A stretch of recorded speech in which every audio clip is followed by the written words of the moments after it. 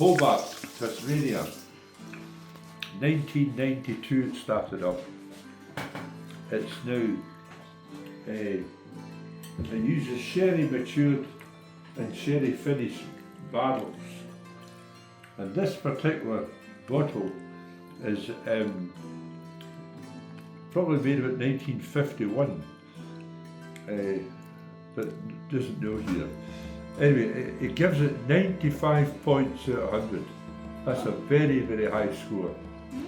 That's as high a score as it gives, just about 95 points. Well, I hope you enjoy it. Well, no, I'm not going to give it the end. So, he said, now here's what he says. I know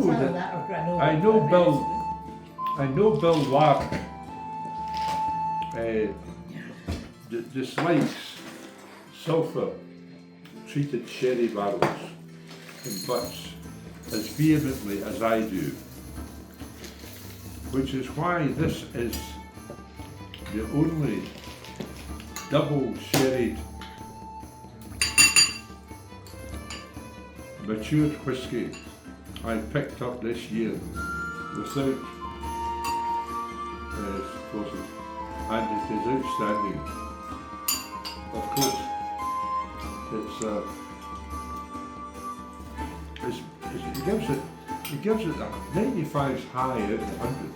I mean, 90 is a good score, 85 is a reasonable score, so it gives it 95, and you don't see that often.